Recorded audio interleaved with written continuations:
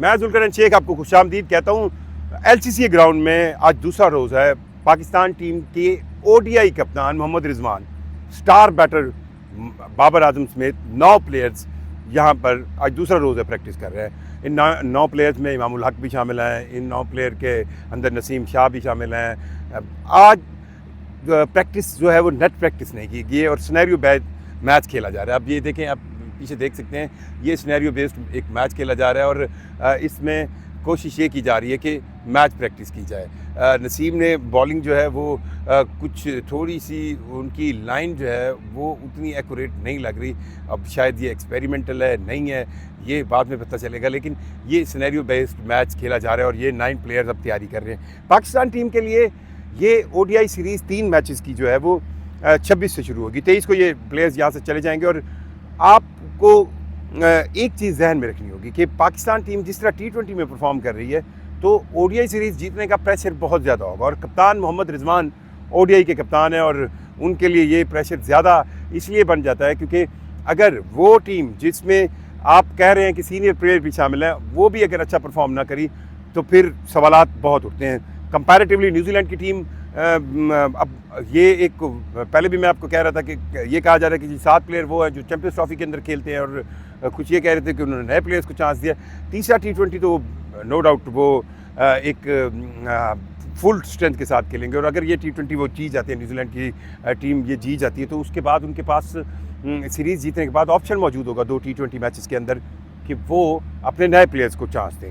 सो T20 series में अब optimistically सोचें तो आपको लगता है कि मुझे तो नहीं लग रहा कि तीनों मैच पाकिस्तान की टीम जीत जाए और अगर यह ऐसा हो जाए तो ये कोई कारनामे से कम नहीं होगा। चले मौजूदा वर्ड बहुत बड़ा हो जाता है, कारनामा तो ज़रूर होगा कि पाकिस्तान टीम जिस तरह खेल रही है। ODI सीरीज़ क्यों इम्पॉर्टेंट है और उसमें इन जो 9 प्लेयर्स हैं इनकी परफॉर्मेंस कितनी मैटर करेगी, ये सवाल बहुत अहम है पाकिस्तान की क्रिकेट के लिए। वो इसलिए अहम है कि पाकिस्तान टीम के पास अभी भी, पाकिस्तान टीम मैनेजमेंट के पास ये उज़र मौजूद है कि यार हम T20 में नए लड़के लेके गए हैं, हम T20 के अंदर कंपैरेटिवली नया स्टफ ट्राई कर रहे हैं। अब ये नया किस हद तक नया है, हारिस नया है, कौन नया है कौन नहीं है, पर अब जो ODI अपनी टीम है उसमें आपने सीनियर्स को रखा हुआ है। मतलब ODI की टीम के अंदर आपके पास जितने भी सीनियर आपने T20 से माइनस किए थे उनको आप उस ODI में खिलाएंगे तो प्रेशर बढ़ जाएगा कि जी अब तो आप फुल टीम स्ट्रेंथ के साथ खेल रहे हैं। फुल टीम स्ट्रेंथ के साथ खेलते हुए क्यों आप ऐसा परफॉर्म नहीं कर पा रहे कि जिसमें आपको जस्टिफाई किया जाए। अच्छा, न्यूजीलैंड और ऑस्ट्रेलिया, जनूबी अफ्रीका, ये 3 मुल्कों की कंडीशंस ऐसी हैं जो ज़्यादा सूटेबल नहीं होती बैटर्स के लिए। और न्यूजीलैंड से पहले आपको याद होगा चैंपियंस ट्रॉफी से पहले जब ऑस्ट्रेलिया गए थे तो 28 साल बाद आपने वनडे सीरीज़ जीती थी, जिसके बाद आप बहुत कैलकुलेशन में आ गए थे।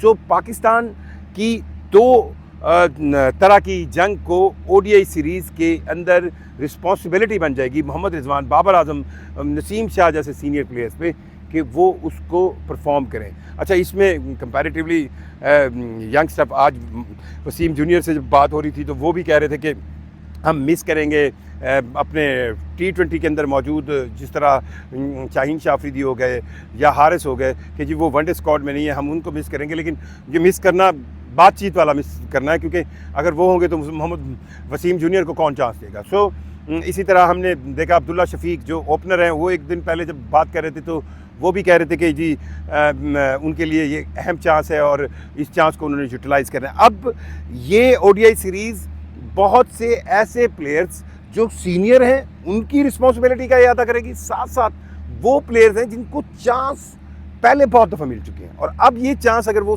सही प्रॉपर यूटिलाइज ना कर सके तो उनके कैरियर पर बहुत सवाल उठेंगे और ये बहुत इंपॉर्टेंट होगा। दूसरी तरफ जो हम पहले भी बात कर रहे थे कि पाकिस्तान क्रिकेट बोर्ड जो अब खुलकर सामने आया है BCCI के सामने, और इनफैक्ट BCCI और ICC एक ही पैटर्न बनते हैं, तो एक ही तरह की मतलब उनकी पॉलिसी रहती है। तो पाकिस्तान क्रिकेट बोर्ड को जो अपनी जंग लड़नी है उस जंग के लिए भी एक पाकिस्तान टीम की परफॉर्मेंस बेहतरीन होना बहुत ज़रूरी है। और T20 में तो चलो अब हम कह रहे हैं कि नया स्टफ ट्राई किया, लेकिन ODI में जब सीनियर टीम जाएगी तो उस पर रिस्पॉन्सिबिलिटी ज़्यादा बढ़ जाएगी।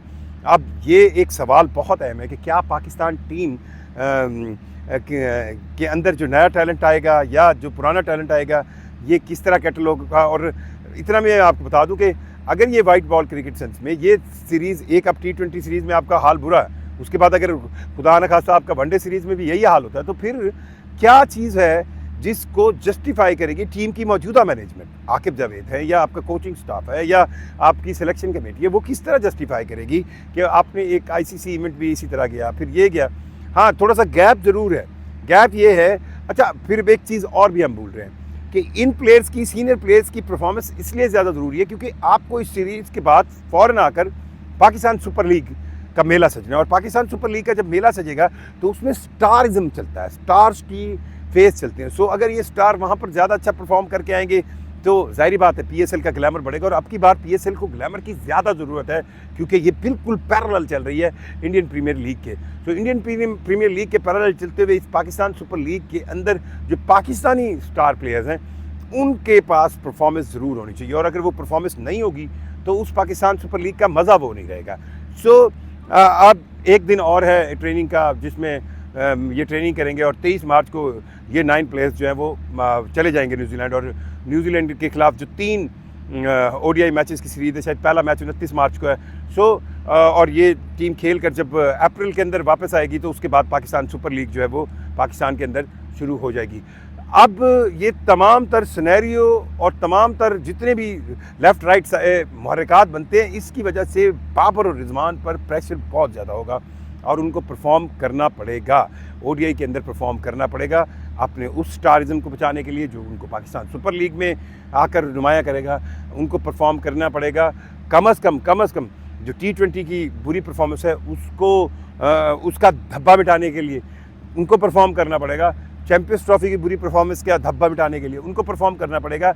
हर उस मुंह को बंद करने के लिए जो इस वक्त पाकिस्तान क्रिकेट के खिलाफ बोल रहा है, और उनके पास बोलने के लिए जस्टिफिकेशन, जो बेसिक जस्टिफिकेशन होती है वो टीम परफॉर्मेंस होती है।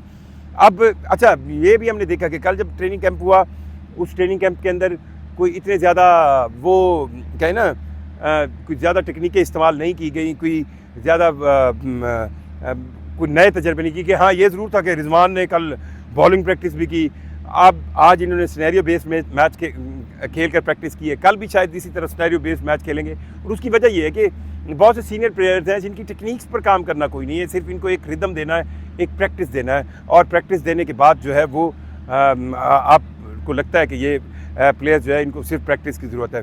सो ये प्लेयर्स अब जब जाएंगे, इन पर ODI की परफॉर्मेंस कितनी ज़्यादा अहम है, और ये ODI परफॉर्मेंस कितनी ज़्यादा अहम है पाकिस्तान क्रिकेट बोर्ड के लिए, क्योंकि उनको भी इंटरनेशनली अब अगर अपनी किसी भी जंग के लिए जाना है तो उस जंग के लिए टीम परफॉर्मेंस बहुत बेसिक होती है, और टीम परफॉर्मेंस जब बेसिक होती है तो उससे ही आपकी क्रिकेट का मौक़िफ़ भी उजागर होता है। और मैं आपको याद दिलाता चलूँ, जब पाकिस्तान टीम ऑस्ट्रेलिया, जिम्बाब्वे और जनूबी अफ्रीका में जीत रही थी, ये वो वक्त था जब चैम्पियंस ट्रॉफी के मामला तय पा रहे थे, और उस वक्त उस पाकिस्तान टीम की जीत ही थी कि आपको ऑस्ट्रेलिया से, अफ्रीका से, इंग्लैंड से आवाज़ें उठना शुरू हो गई जो आपके हक़ में थी। तो टीम परफॉर्मेंस बेसिकली बहुत मैटर करती है, और ये 9 प्लेयर्स पाकिस्तान टीम के सीनियर प्लेयर समेत जब जाएंगे तो इनको न्यूजीलैंड के अंदर ODI में कुछ ऐसा करना है कि कम से कम पाकिस्तान टीम की पिछली हार के धब्बे दूर हो। आपको क्या लगता है कि इनमें से कौन बाबर फिर चल पाएंगे ODI में कि नहीं?